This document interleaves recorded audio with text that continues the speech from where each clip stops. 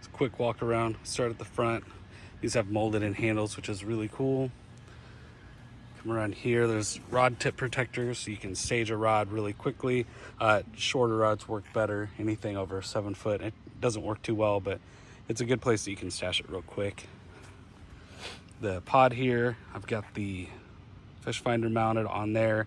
The transducer's mounted below. This opens up. All the wiring's in here. Battery goes in there. This whole pod comes out, and you could replace it if you want to switch out to one without the mount, without the fish finder, or there's a drop-in thing that you can add a trolling motor. Tow controls for the rudder, paddle holder. This is where you deploy the rudder. You pull this out and let it go. The rudder drops down, then pull it back and it tightens up in there. Rails all through. The seat is really adjustable. It's got, you know, the backrest angle, and it can flip all the way up out of the way, so you just have a big standing platform. And then it's got various settings. I had it in the high setting, and now it's in the low setting. The low setting is real nice if you just want to cover a bunch of water and be even more stable. I leave it in the high setting the whole time. The pedals are adjustable, so that kind of plays into the seat. This is just a yoga mat. It quiets the whole thing down.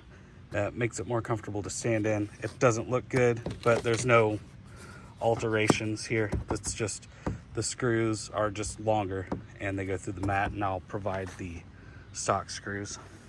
Get back here, 2 more tracks on each side, 2 built-in flush mount holders, rod leashes, pretty good sized tank well.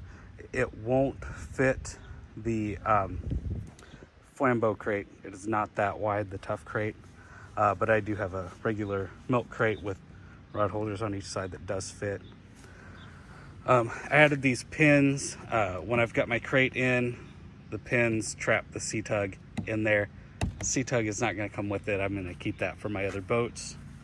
Bungees in the very rear of the tank well. More of the little buttons.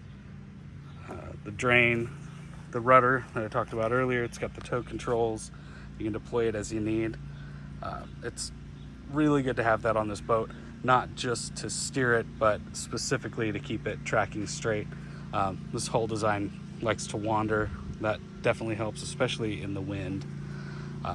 Added an extra mighty mount here, and then we have the Yak Attack lever lock trolley here, and these just got pulled up from the C-Tug getting put on.